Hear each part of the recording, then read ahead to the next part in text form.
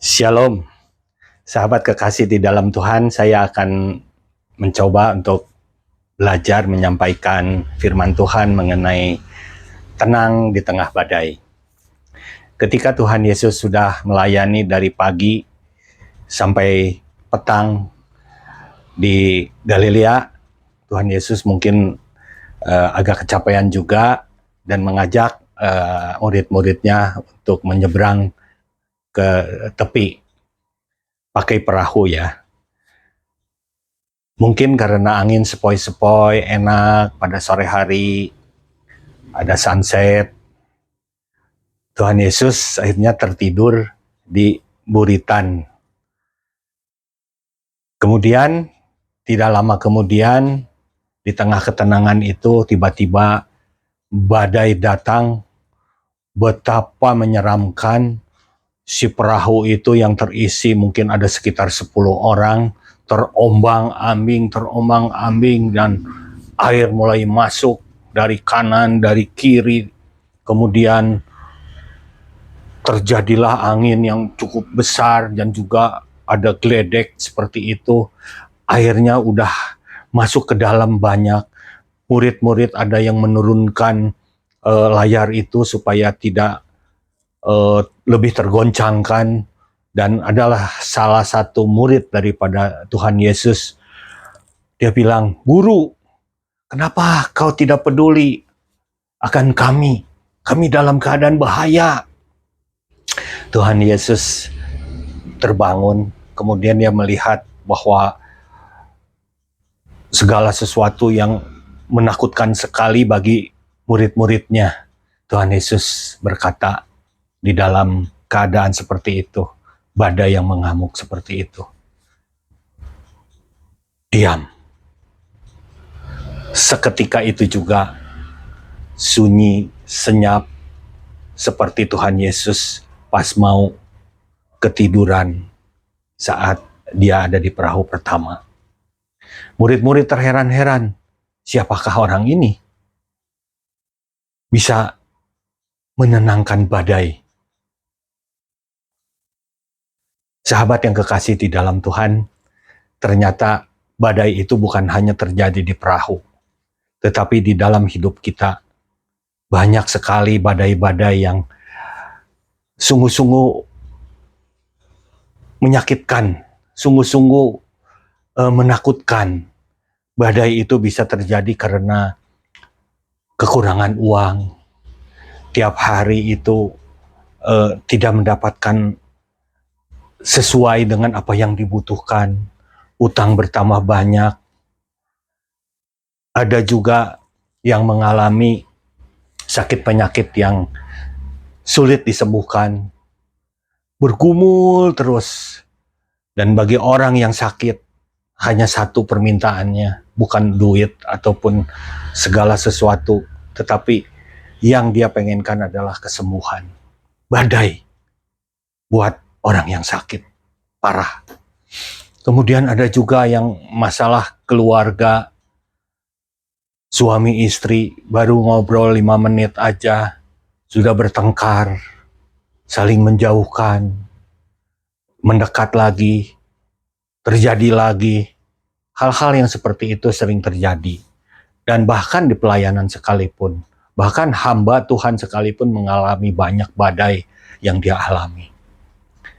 Sahabat kekasih yang di dalam Tuhan, yang lebih dahsyat lagi ketika keuangan kena badai, kekurangan uang, usaha menjadi kacau, kemudian cash flow juga terganggu, kemudian datang lagi pertengkaran suami istri karena kekurangan uang, kebutuhan yang tidak terpenuhi, datang lagi penyakit, dan itu terjadi, dan pelayanan menjadi acak-acakan.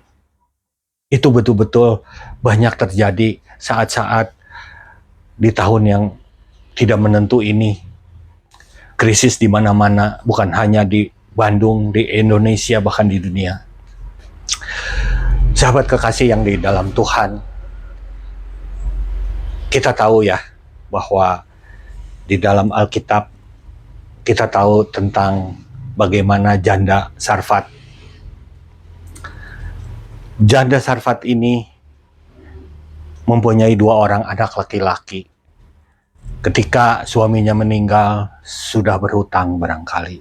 Dan semakin hari semakin banyak berhutangnya, dan akhirnya seringkali penagih hutang itu datang ke rumahnya dengan cara yang kasar. Kasar mengetuk pintu secara tidak ada sopan santun lagi, menggebrak-gebrak. Buka! Seperti itu, sahabat kekasih dalam Tuhan. Dan janda Sarfat ini merasa bahwa dirinya udah merasa pusing sekali dan merasa ketakutan karena nagihnya itu bukan sekali 2 kali, udah sering kali gitu. Dan dia belum mendapatkan uang untuk bisa melunasi utang-utangnya. Kemudian si penagih utang itu bertanya, mana uangnya? Janda ini mengatakan, saya belum punya uang. Kalau saya punya uang, saya akan bayarkan. Mudah-mudahan besok ada untuk saya bayar utang.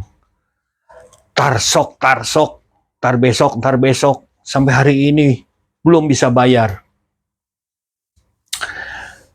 Anak kamu ini umur berapa? 13. Oke. Saya kasih waktu 3 hari. Kalau belum bisa melunasi utang-utangnya, saya bawa anak ini untuk dipekerjakan di kebun. Jadi budak di sana. Ingat itu. Pulanglah si penagih hutang itu. Kemudian si ibu ini benar-benar menderita, ketakutan anaknya diambil. Dia teringat sahabat suaminya, yaitu Nabi Elisa. Dia tidak ada perasaan malu ataupun sesuatu dalam pikirannya apa-apa. Yang paling penting dia harus ketemu dengan Nabi Elisa. Dia sepanjang jalan mencari, Elisa, di mana engkau? Tolong saya. Mungkin teman-temannya atau tetangga-tetangganya itu mengatakan bahwa ini orang lagi kepepet banget kayaknya, sampai minta pertolongan begitu, teriak-teriak. Untuk ketemu dengan Nabi Elisa. Singkat cerita, Nabi Elisa datang ke rumah ibu ini. Kemudian mereka bersalaman karena mereka juga saling mengenal. Kedua anaknya juga saling mengenal.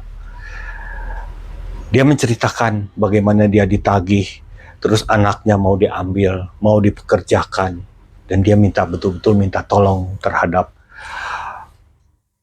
Nabi Elisa ini, minta jalan keluarnya seperti apa. Nabi Elisa ini cuma tersenyum. Kamu punya apa? Janda Sarfat ini bilang, saya tidak punya apa-apa. Kemudian yang kedua kali, Nabi Elisa ini bertanya lagi, kamu sekarang punya apa? Hanya teringat, dia cuma punya sedikit minyak dalam buli-buli. Cuman ini. Oke, kalau begitu, sekarang kamu pergi ke tetangga-tetangga semua, ajak kedua anak kamu, pinjam bejana yang kosong di semua tetangga. Sekuatnya kamu bisa bawalah ke tempat ini. Bawa pulang. Kalau saya, atau mungkin juga sahabat-sahabat yang kekasih di dalam Tuhan, mungkin kalau ketika kita ada masalah seperti itu, hamba Tuhan itu bilang, kamu tuh harus belanja kemana, terus harus mengerjakan apa. Terkadang saya itu protes dulu sebelum dilakukan. Tetapi janda ini, dia betul-betul punya iman yang kuat bahwa apa yang diperkatakan oleh Nabi Elisa ini, dia punya iman, dia percaya teguh. Pasti yang terbaik. Dia tidak menanyakan apa-apa lagi. Oke, baik. Saya lakukan itu. Akhirnya dia mendatangi tetangganya, banyak sekali tetangga-tetangga berbagai macam rupa, ada yang jutek, ada yang baik, ada yang gak punya bejana, itu tidak mudah untuk meminjam bejana ke tetangga. Tapi dia dengan berusaha karena Nabi itu sudah mengatakan, bawalah sekuatnya apa yang kamu bisa. Kemudian dia datang, gak mendapatkannya ke tetangga yang sebelahnya.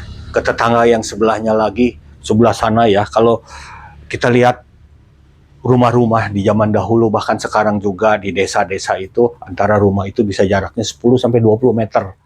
Seperti waktu itu saya pergi ke Bumiwangi, ya itu jaraknya lumayan jauh, sahabat. Jadi dia pergi lagi ke sana, jarak 10 meter dia bawa. Kebetulan ada orangnya baik, ini ada 3 katanya, ini yang kosong, ini yang berat, ini yang besar, ada yang sedang, ada yang kecil. Terima kasih. Kemudian dia bawa. Ibu Sarfat ini, janda Sarfat ini bawa yang paling besar. Kemudian anak yang kedua bawa yang sedang. Dan anak yang kecil bawa yang kecil. Dibawa bejana sebesar ini untuk yang anak yang kedua. Dan janda Sarfat membawa yang lebih besar lagi. Singkat cerita, akhirnya dapatlah beberapa buli-buli ini. Tetapi masih sedikit pesan daripada Nabi Elisa itu sebanyaknya. Jadi dia pergi 1, 2, 3 sampai ke 10 rumah seperti itu. Dia bawa itu bukan ditaruh di keledai terus nanti dia pulang simpan ini di rumah. Terus dia pergi lagi, naik lagi keledai, bukan, tapi jalan. Dia bawa seperti ini dan anaknya juga membawa. Ketika dia bawa sampai akhirnya ada sampai tempat di ujung, kira-kira tempatnya itu dari sini sampai ke depan sekitar 500 meter seperti itu. Dan dia harus jalan. Mereka bertiga jalan. Akhirnya terkumpullah banyak gitu. Kemudian Nabi Elisa itu berkata, tuangkanlah minyak yang kamu punya ini ke dalam buli-buli itu. Ketika dituangkan, buli-buli yang sedikit ini bisa memenuhi buli-buli yang besar. Kemudian anaknya juga diminta, ayo angkat lagi yang lain. Kemudian diangkat lagi yang lain. Terkumpullah semua buli-buli itu penuh. Dan Sarfat ini bilang ke anaknya, ada lagi enggak? Begitu semangatnya karena begitu senangnya. Banyak sekali minyak yang sudah tertuang dari bejana yang kecil menjadi banyak seperti itu. Kata anaknya, gak ada lagi mah. Akhirnya berhentilah kucuran minyak yang ada di bejana kecil ini. Singkat cerita, sahabatku, ketika dia membawa buli-buli dari rumah ke rumah, datang ke rumahnya itu satu proses. Sama seperti kita diproses saat dalam kehidupan ini harus mengalami panas, hujan, terik, capek, tidur semalaman itu cuma 3-4 jam. Harus bangun subuh, bikin ramuan, bikin segala macam. Kerja kayaknya itu siang malam, tetapi hasilnya juga kurang. Itu adalah satu proses, sahabatku. Dan kita sudah berdoa, bukan tidak berdoa. Dan ketika kita sudah berdoa, ini yang terjadi. Sahabatku, Elisa itu mengatakan begini, bawa buli-buli yang sudah penuh dengan minyak ini, kamu jual di pasar. Nah, sahabat, ketika kosong aja udah berat dan jauh jaraknya. Dan jarak dari rumah dia ke pasar itu cukup jauh. Dan dia harus bawa, 3 anaknya juga harus bawa, dalam keadaan bukan dalam keadaan kosong. Keadaannya bertambah berat dan lebih berat, bisa 2-3 kali lipat daripada sebelumnya. Terkadang kita berdoa kepada Tuhan. Tuhan sudah bukakan jalan. Mujizat sudah terjadi. Tetapi kita menghalangi mujizat itu, berkat itu. Waduh, apa mungkin ya saya bisa bawa bejana ini ke pasar? Apakah saya kuat? Tetapi Tuhan itu berikan kekuatan. Singkat cerita, buli-buli ini dibawalah ke pasar. Di sana itu akan ketemu dengan banyak pedagang-pedagang yang bukan biasa-biasa. Mereka udah berjualan bertahun-tahun dan saingan juga banyak. Tapi Tuhan itu baik. Tuhan datangkan pembeli-pembeli, ada yang membayar, udah kembaliannya ambil aja. Kemudian ada yang, ya banyak yang cincai-cincai lah, gak banyak tawar-menawar. Ada kekurangan sedikit, ya udah gak apa-apa. Dia bayar full. Sahabatku, itu yang terjadi. Luar biasa. Nah, dan dia dapatkanlah uang yang banyak. Uang yang banyak dari hasil penjualan itu. Nabi Elisa berkata begini, bayarlah semua utang-utangmu sampai lunas. Dan sisanya pakailah untukmu dan untuk anak-anakmu. Kalau zaman sekarang, uang yang didapatkan hasil penjualan yang segitu banyak minyak, itu buat di deposito, bunganya bisa cukup untuk kehidupan dia selanjutnya. Belum lagi kalau dia mau kembangkan lagi. Sahabat kekasih di dalam Tuhan, utang terbayar dan juga masih ada banyak uang sisa yang untuk sisa hidup dia. Bagaimana Tuhan kasih mujizat. Saat pandemi waktu itu, saya bingung, keluar rumah tidak bisa, usaha juga, semua langganan juga tidak bisa beraktivitas. Kemudian banyak sekali perusahaan-perusahaan yang tutup. Saya melihat satu YouTube ya, dari hamba Tuhan internasional yang diberkati Tuhan luar biasa, dan dia memberikan insight-insight, memberikan pandangan-pandangan kekristenan, dan juga bukan memberikan pandangan-pandangan seperti itu. Dia bilang seperti ini, sahabatku. Jadi ketika kita ada di dalam badai, dia mengatakan begini, kita itu harus menyadari keadaan kita yang saat sekarang, harus bisa accept.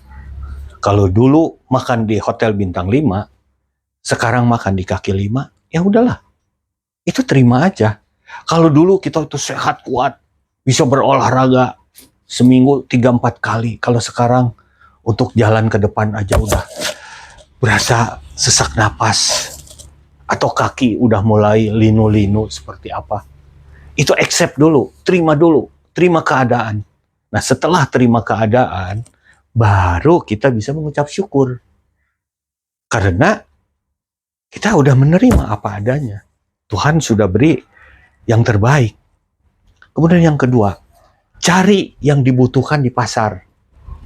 Misalnya sembako seperti minyak, atau kalau saya di bidang usaha bordir, bikin aksesoris untuk garment-garment yang membutuhkan, yang sulit didapatkan, kita buat. Step yang kedua, setelah mencari tahu itu pasar yang dibutuhkan, itu kita belajar bagaimana membuat barang tersebut atau produk tersebut bisa laku dengan harga murah, terjangkau, dan bisa laku terjual banyak. Belajar. Setelah belajar itu ada kesempatan untuk menjual. Kita belajar lagi. Oh, ini kayaknya harus dimasukin ke online dan lain sebagainya. Yang ketiga, kita ambil kesempatan itu. Jangan ditunda-tunda lagi. Bergerak. Saya diberkati sampai hari ini. Bisa melayani. Bisa menjadi berkat bagi sahabat-sahabat semua. Itu karena kemurahan Tuhan. Badai itu bisa berlalu dengan sebegitunya, sahabat. Tapi satu hal, saya akan tutup. Badai itu sebetulnya tidak usah diundang juga, bisa datang sendiri. Banyak di antara kita, badai itu diundang sama kita. Saat kita berkelimpahan, uang itu dipakai untuk minum-minuman, untuk foya-foya, untuk show, bagaimana kita bisa mendapatkan mobil yang mewah, dilihat sama teman-teman semua, wah saya udah berhasil, saya udah sukses. Kemudian juga sudah tidak ingat Tuhan. Istri ngomong salah sedikit, atau suami salah ngomong salah sedikit, wah langsung marah-marah. Terus kelihatannya kalau ada perempuan cantik, apalagi yang goda-godain, dia langsung terpikat dan dia mau bayarin segala macam, kasih hadiah dan lain-lain. Itu badai itu pasti datang, sahabatku. Nggak diundang aja datang, apalagi diundang. Jadi, video kali ini cukup sekian. Semoga badai bisa berlalu karena iman yang kuat kepada Tuhan. Kita tidak perlu khawatir. Badai itu pasti berlalu. Terima kasih sudah menyimak video ini. Semoga jadi berkat buat kita semua. Tuhan Yesus memberkati.